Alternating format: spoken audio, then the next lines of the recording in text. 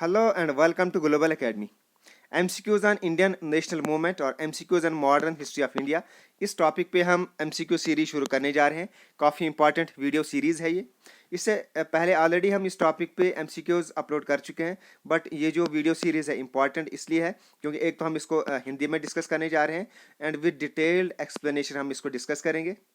सो काफ़ी important video series है, इसलिए आप इस पूरी वीडियो सीरीज़ को अच्छे से देख लीजिए। सो आज ये हमारी इस टॉपिक पे फर्स्ट वीडियो है। So let's begin with the first question.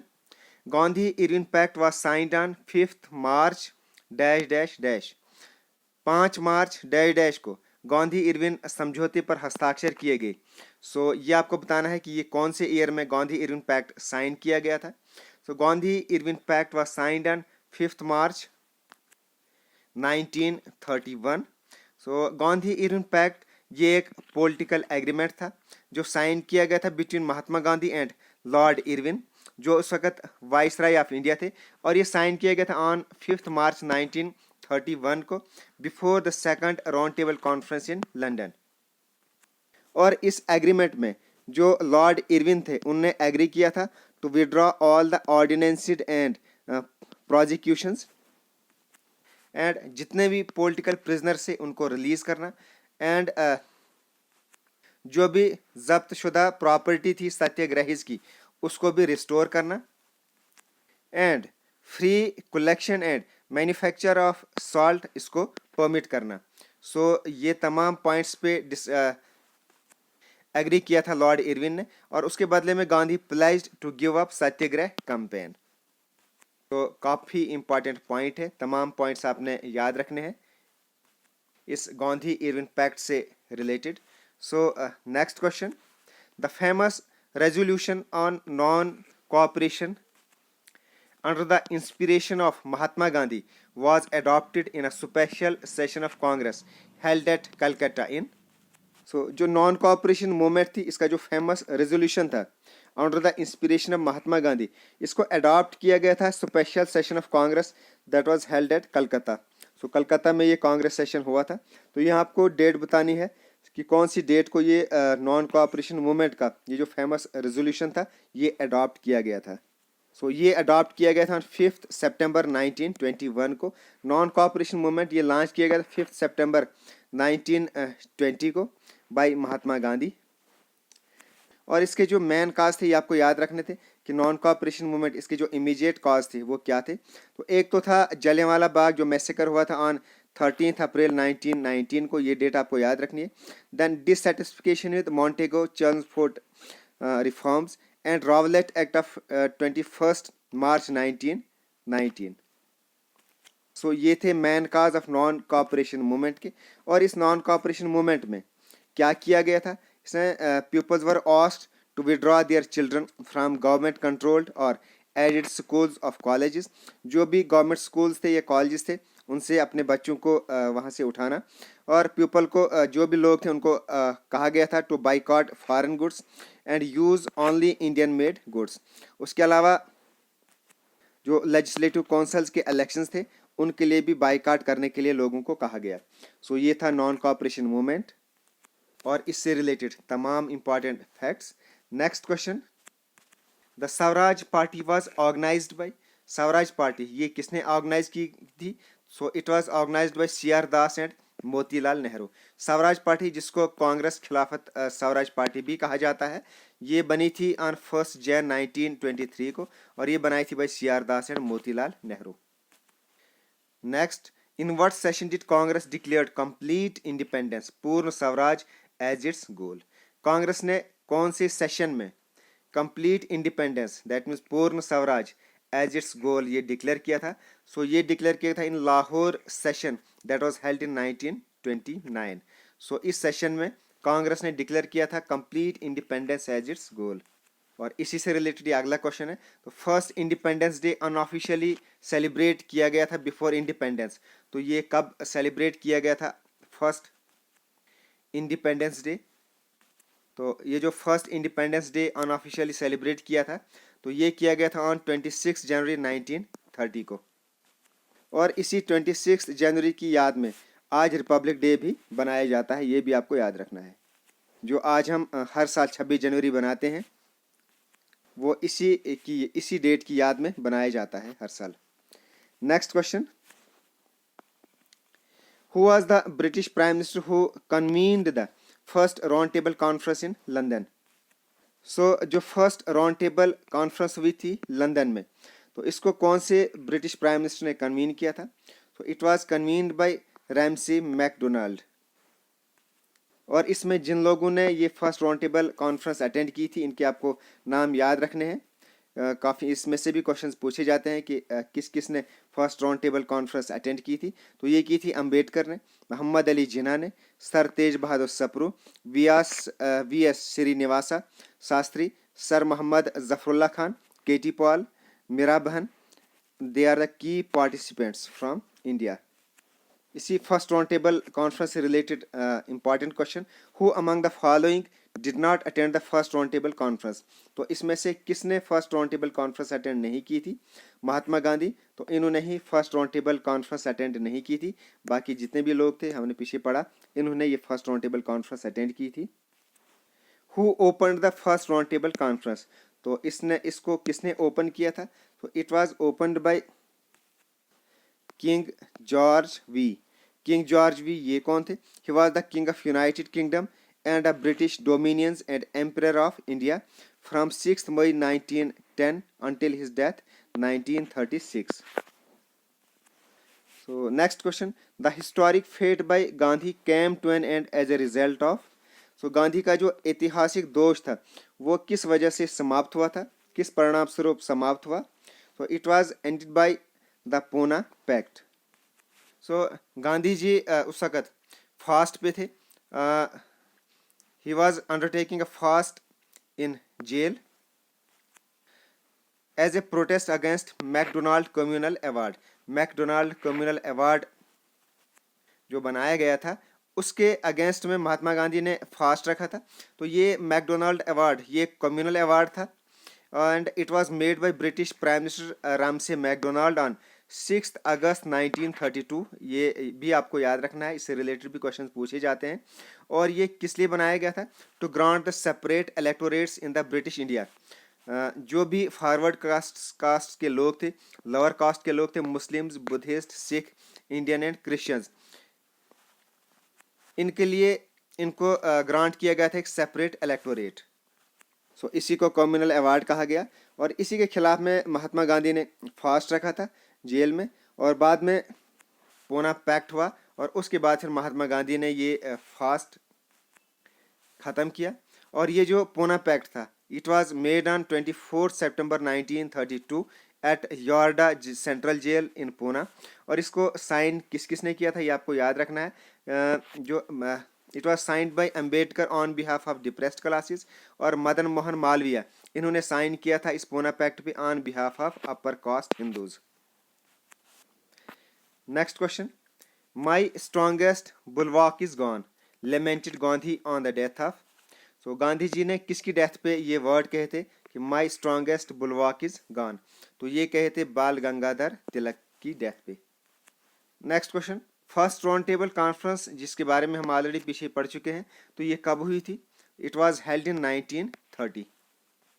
Next question, Mahatma Gandhi participated in second round table conference after. So first round table conference इसको तो महात्मा गांधी ने अटेंड नहीं किया था, बट जो सेकंड राउंड टेबल कॉन्फ्रेंस हुई थी इसमें महात्मा गांधी ने इसको अटेंड किया था। तो आपको यहाँ बताना था तो किसके बाद ये second round table conference attend की गई थी by Mahatma Gandhi. So by signing the Gandhi Irwin pact of March 1931। So Gandhi Irwin pact जो मार्च 1931 को साइन किया गया था, तो उसके बाद फिर महात्मा गांधी ने second round table conference attend की।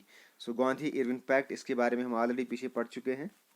Next question, in 1930 Mahatma Gandhi started civil disobedience movement from. So Mahatma Gandhi ने 1930 को सिविल डिसओबीडियंस मूवमेंट शुरू किया था। तो ये कहाँ से शुरू किया था उन्होंने? तो ये किया था फ्रॉम साबरमती।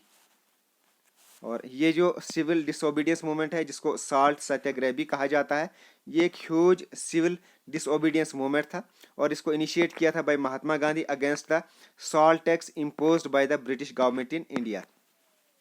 तो ये जो सिविल डिसोबीडियंस मूवमेंट था ये शुरू हुआ था साबरमती आश्रम से ऑन 12 मार्च 1930 और इसमें 78 अदर मेंबर्स उनने भी इसमें पार्टिसिपेट किया था और ये बाद में पहुंचे थे डांडी। दे रीच्ड डांडी ऑन 6 अप्रैल 1930। दोनों डेट्स आपने याद रखनी है। शुरू हुआ था साबरमती आश्रम से 12 मार्च 1930 को and it was ended on Dandi on reaching Dandi on 6 अप्रैल 1930 और इन्होंने ये जो डिस्टेंस था दे covered the distance of about 385 kilometre from Ahmedabad. और ये जो डांडी है ये एक कोस्टल विलेज है in Gujarat to break the salt law. उसके बाद वहाँ वो पहुँचे और उन्होंने ये सॉल्ट जो लॉ था उसको ब्रेक किया by producing salt from the sea water. So ये थे कुछ important facts related to civil disobedience movement. Next question. The idea of incorporating safeguards in the Indian Constitution was inspired by. So जो भारतीय संविधान में शामिल करने के लिए सुरक्षा उपायों का विचार था वो किससे प्रेरित था? तो इंडियन कॉन्स्टिट्यूशन में जो सेफगार्ड्स के जो आइडिया इसको इनकॉर्पोरेट करना ये इंस्पायर किया गया था by the visit of Simon commission. तो साइमन कमीशन से रिलेटेड आगे फैक्ट्स हम देखेंगे। नेक्स्ट क्वेश्चन में आगे क्वेश्चन आएगा वहाँ हम इससे रिलेटेड इंपॉर्टेंट फैक्ट्स देखेंगे कि साइमन कमीशन क्या था। तो यहाँ आपको मैच करने हैं, कोड्स दिए हुए हैं, नाम दिए हैं और आपको बताना है कि कौन सा नाम किससे रिलेटेड है। तो पहले दादा भाई नौरोजी, सो ये रिलेटेड है with third point thrice president and Gokhale of the Indian national Congress. Then next है एन बसंत, सो वो रिलेटेड हैं टू होम रूल से रिलेटेड है Annie Basant.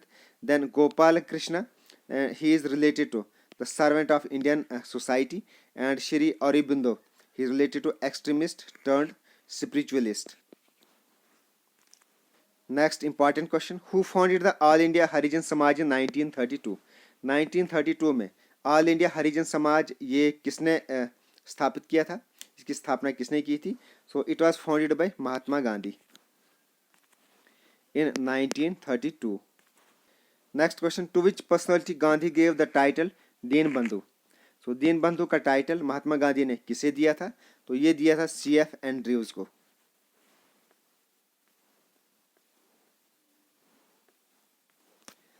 Next question, which of the following leaders died as a result of injuries sustained during a protest demonstration against Simon Commission? Simon commission जो India आया था उसके खिलाफ में प्रदर्शन हुए थे इंडिया में और बाद में ये जो डिमॉन्स्ट्रेटर्स थे इनके खिलाफ लाठी चार्ज हुआ था और बाद में एक लीडर था उसी में जो इंजरीज हुई थी, जख्मी हुआ था और बाद में उसकी डेथ हुई थी। तो उसका आपने नाम बताना था कि वो कौन सा लीडर है जिसकी बाद में डिमॉन्स्ट्रेशन के बाद जो जिसकी डेथ हुई थी। तो वो कौन थे? तो वो थे लाला लाजपत राय। सो साइमन कमीशन के खिलाफ इनने काफ़ी प्रदर्शन किए थे, बाद में ये वहाँ ये ज़ख्मी हो गए थे और बाद में इसी वजह से इनकी डेथ भी हो गई। तो साइमन कमीशन ये क्या था? ये एक ग्रुप था 7 MPs का जो ब्रिटेन से थे, 7 MPs फ्रॉम ब्रिटेन और इनको इंडिया भेजा गया था इन 1928 को to study the constitutional reforms and make recommendations to the government. तो ये जो साइमन कमीशन था इसको ओरिजिनली नाम इसका रखा गया था Indian statutory commission, but it came to be known as the Simon commission after its chairman sir John Simon. So इसके जो चेयरमैन थे वो सर जॉन साइमन थे, तो इसी वजह से इसका बाद में नाम साइमन कमीशन पड़ा। हु गेव द स्लोगन इनकलाब जिंदाबाद? सो इनकलाब जिंदाबाद ये नारा दिया था भगत सिंह ने। Next, who said that exploitative nature of British rule was bleeding India white? So ये किसने कहा था कि ब्रिटिश शासन का जो शोषक स्वभाव था वो था ब्लीडिंग इंडिया वाइट? सो ये कहा था दादा भाई नौरोजी ने। दादा भाई नौरोजी ये पैदा हुए थे 4 सितंबर 1825 को और इनकी डेथ हुई थी 13 जून 1917 को और इनको grand old man of India भी कहा जाता है। नेक्स्ट, इंडिया फॉर इंडियाना ये पॉलिटिकल मैसेज किसने दिया था? सो ये दिया था दयानंद ने। Which are the following was the newspaper of Annie Besant? Annie Besant का इनमें से कौन सा न्यूज़पेपर था? तो ये था New India. New India it was the newspaper of Annie Besant. Aligarh Muslim University was founded by, Aligarh Muslim University, तो इसकी जो स्थापना है वो किसने की थी?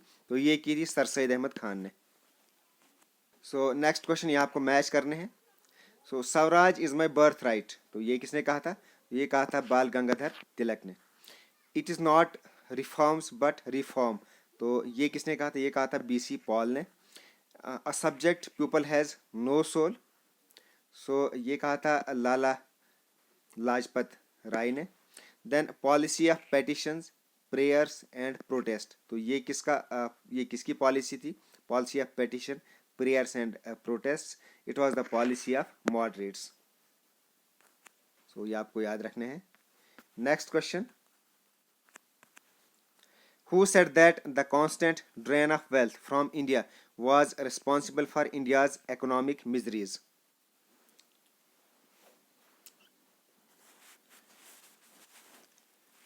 तो ये किसने कहा था? जो कांस्टेंट ड्रेन ऑफ वेल्थ थी फ्रॉम इंडिया, यही रिस्पॉन्सिबल थी फॉर इंडियाज इकोनॉमिक मिजरीज, तो ये कहा था दादा भाई नौरोजी ने।